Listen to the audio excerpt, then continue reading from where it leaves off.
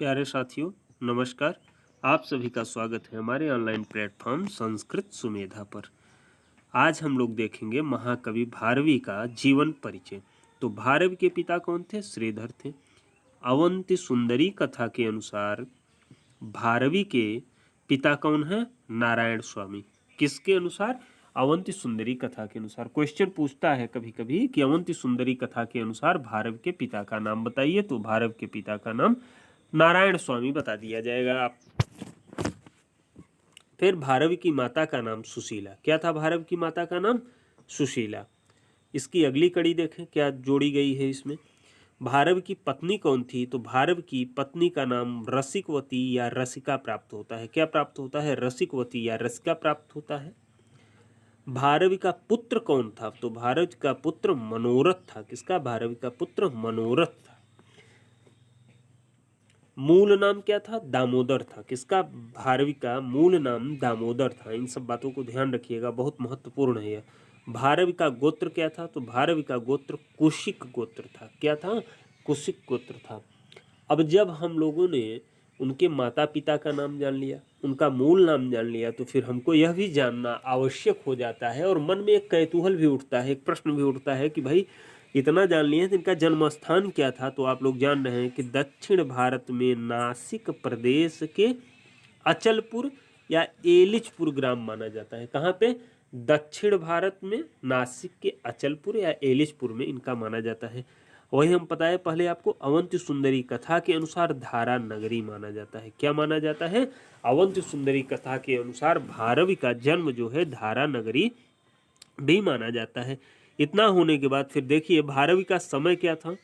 दो चीज समय प्राप्त होता है इनका, 6वीं शताब्दी का उत्तरार्ध या 7वीं शताब्दी का पूर्वार्ध। ध्यान रखिएगा, भारवी का समय है 6वीं शताब्दी का उत्तरार्ध एवं 7वीं शताब्दी का पूर्वार्ध। और इसके पहले आपने पढ़ा था कवि कालिदास को, तो उनका ईसा पूर्व प्रथम शताब्दी था। बात क्लियर हुई गई। भारवी का जन्म 560 ईस्वी के लगभग तथा रचना काल 500 ईस्वी के लगभग अधिकांश आलोचकों ने माना है।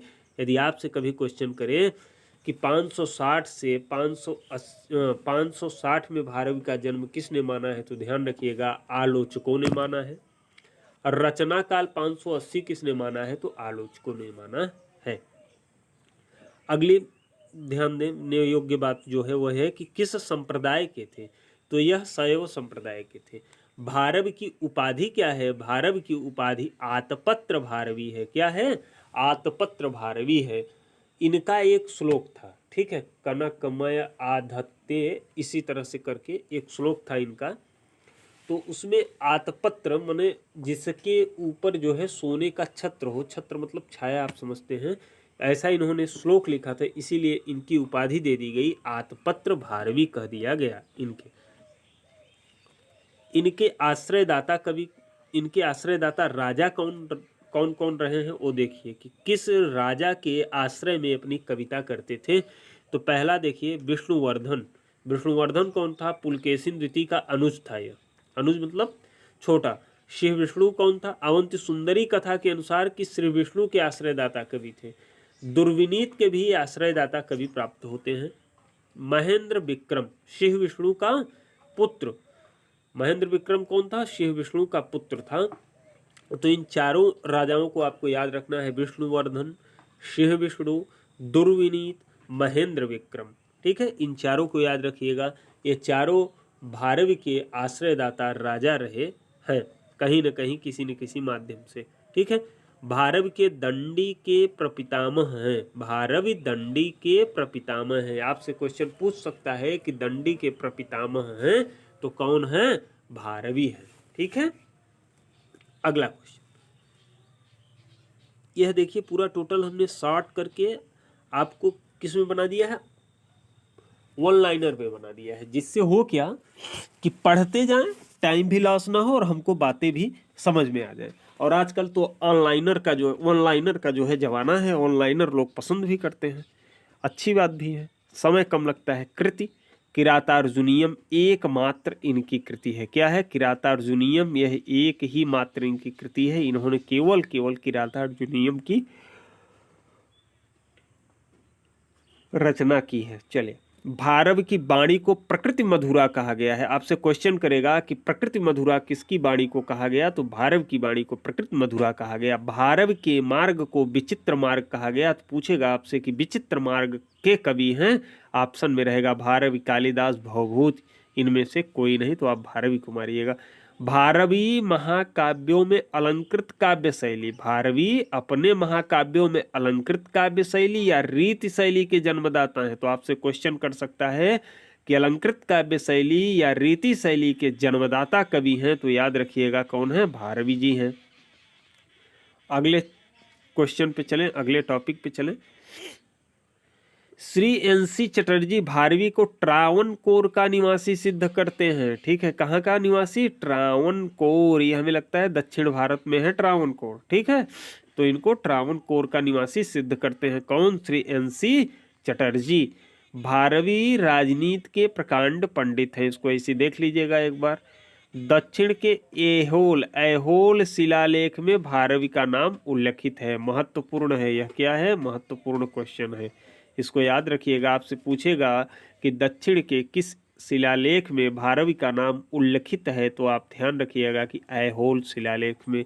महाकवि भारवी विषयक प्रशस्तियां, प्रशस्तियों का मतलब है कि महाकवि भारवी को कौन कौन सी उपाधि प्राप्त थी, उसको देखना है। तो भारवे रे अर्थ गौरवम किसने कहा, उद्भट्ट ने।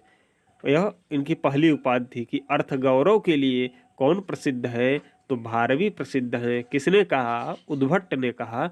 अर्थ गौरव का मतलब आप समझते हैं गागर में सागर भरना, क्या, गागर में सागर, थोड़े ही शब्दों में बहुत ज्यादा बातें कह देना, वह अर्थ गौरव है।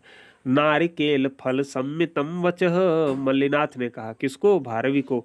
कि भारव की जो कविताएं हैं, इसका अर्थ समझिए कि भारव की जो कविताएं हैं, जिस तरह से नारियल होता है वह ऊपर से देखने में तो बड़ा कठोर प्रतीत होता है, किंतु उसके अंदर जो होता है, उसका जो है नारियल का जो अंदर होता है वो देखिए कितना कोमल होता है। इसी तरह जब आप भारवी के महाकाव्य को पढ़ करके उसके शब्दों का पूरी तरह से आत्मसात कर लेंगे, तो आपको अत्यंत सरल और सुबोध प्रतीत होने लगेगा। प्रकृति मधुरा भारवी गिरह, श्री दास ने कहा प्रकृति मधुरा भी है ये भारवी गिरह। अर्थ दिधिति संबिता सन्नी, 1 मिनट रुकिए, इसको थोड़ा सा ऊपर कर ले, अब आगे आ जाइए। अर्थ दीधि संबिता सन्निरज सुहासिनी अज्ञोलुक निरानंदा भारवे रिव भारवे, इसको आपको याद रखना है, भारवे रिव भारवे, आचार्य कपिल देव द्विवेदी जी ने कहा है। ठीक है, अभी ये देखिए जिस श्लोक की हम बात कर रहे थे वो यहाँ पे है, इसीलिए हम वहाँ पे पूरा बोले नहीं।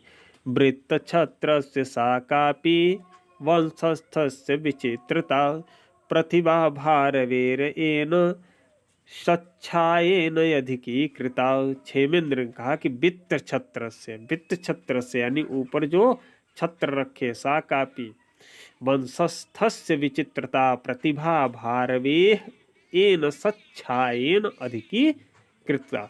यह हो गई बात भारवी की उपाधियों से संबंधित। भारवी की जो एक रचना मात्र प्राप्त होती है किरातार्जुनीयम, थोड़ा उस पर भी आप लोग चर्चा कर लें। किरातार्जुनीयम की विद्या क्या है, विधा क्या है, महाकाव्य है। यानी आपसे पूछेगा किरातार्जुनीयम है महाकाव्य, हाँ, या नाटक, उपन्यास, तो आप महाकाव्य को ध्यान रखिएगा। किरातार्जुनीयम, जहाँ जहाँ पे हम किरात लिखे हैं वहाँ वहाँ पे आपको समझना है किरातार्जुनीयम। किरात में कितने सर्ग हैं, 18 सर्ग हैं। किरातार्जुनीयम में कितने श्लोक हैं आपके, 1040 श्लोक हैं। कितने श्लोक प्राप्त होते हैं, 1040 श्लोक प्राप्त होते हैं। किरात का उपजीव्य ग्रंथ क्या है, तो किरात का उपजीव्य यानी आधार ग्रंथ महाभारत का वन पर्व है। क्या है, महाभारत का वन पर्व है। किरात का नायक कौन है, तो किरात का नायक अर्जुन है। अर्जुन किस कोटि का नायक है, किस प्रकार का नायक है, तो धीरोदात्त नायक है अर्जुन। किरात का प्रतिनायक किरात वेशधारी शिव है। ठीक है, विपरीत वाला नायक, ध्यान रखिएगा। किरात की नायिका कौन है, जैसे फिल्म में हीरो होता है, हीरोइन होता है, उसी तरह नायिका कौन है, द्रौपदी है। किरात का प्रधान रस कौन है, किरात का प्रधान रस वीर रस है। क्या है, वीर रस प्रधान। किरातार्जुनीयम वीर रस प्रधान काव्य है। क्यों? क्योंकि इसमें महाभारत काल की घटनाओं का वर्णन किया गया है। और आप ध्यान देंगे, जब अर्जुन, भीम, नकुल, सहदेव और दुर्योधनादि कौरवों की चर्चा होती है तो वह वीर रस से ही संबंधित हो जाया करती है। किरातार्जुनीयम की रीति क्या है? तो किरातार्जुनीयम की रीति पांचाली रीति है, जो बड़ी कठिन रीति मानी जाती है। बाणभट्ट ने भी पांचाली रीति का प्रयोग किया है। किरातार्जुनीयम का गुण क्या है? ओज गुण है। क्या है? ओज गुण है। ठीक है, ध्यान रखिएगा, ओज गुण है इसमें। आगे देखें, किरात के प्रथम सर्ग में वैदर्भी रीति है। इसको आप ध्यान रखिएगा, किरात के प्रथम सर्ग में वैदर्भी रीति है। भारव की शैली पांडित्य प्रधान अलंकृत शैली है। बात हमने आपको पहले बता दिया कि अलंकृत शैली या रीत शैली के जन्मदाता हैं।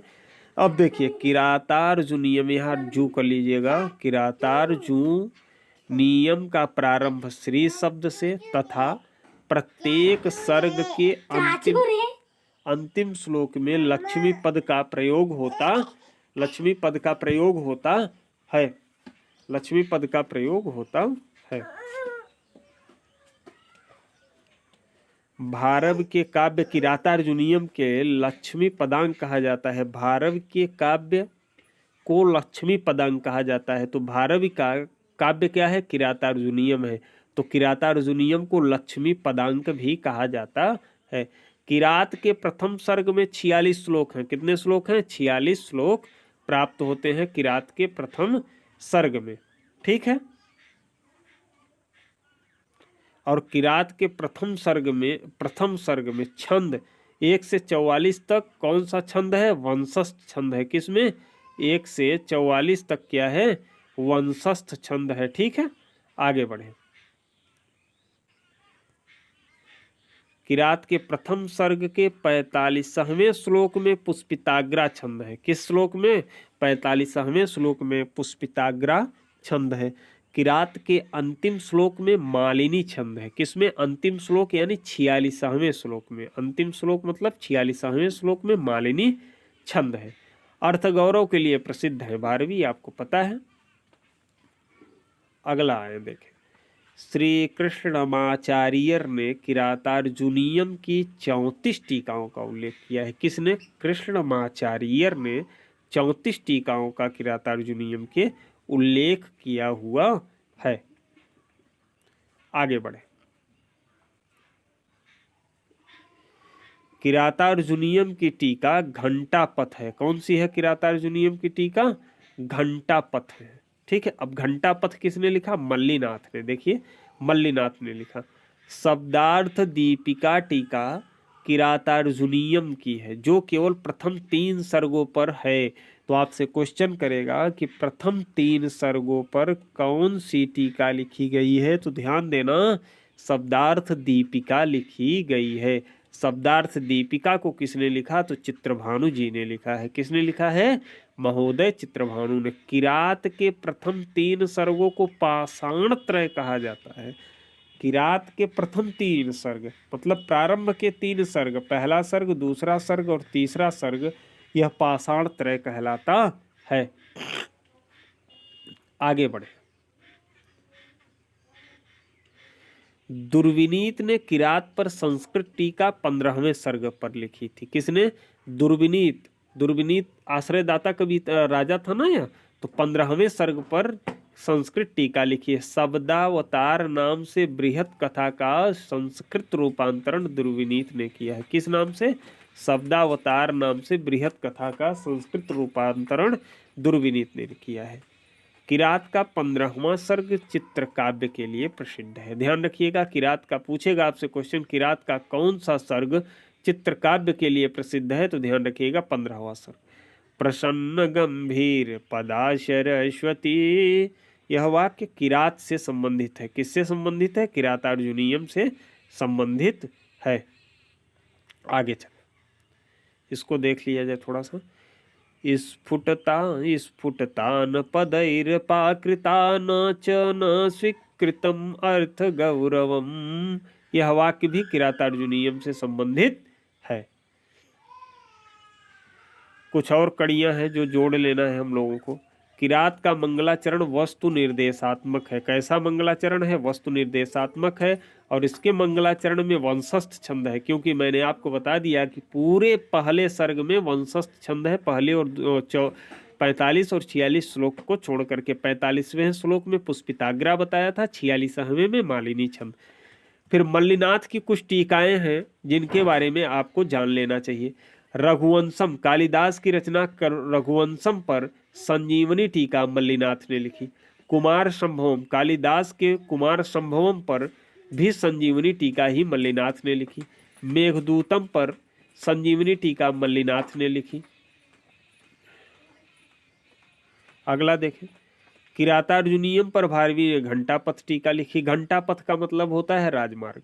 शिशुपाल वधम, यह माघ की रचना है। इस पर सर्वांकसा टीका लिखी मल्लिनाथ ने। कौन सी टीका लिखी? सर्वांकसा टीका लिखी। रावण वध पर भट्टी ने जीवातु टीका लिखी। कौन सी टीका लिखी? जीवातु टीका लिखी। नैषधि चरितम पर जीवातु टीका लिखी। एक बार वीडियो को पुनः देखिएगा, बातें मेरी समझ में नहीं आई होंगी, लेकिन मैं आशा करता हूँ कि आपको यह बातें बड़े अच्छे से समझ में आ गई होंगी। यदि नहीं भी आई हैं, कोई त्रुटि है या कोई समस्या है तो आप लोग कमेंट करके बताइए।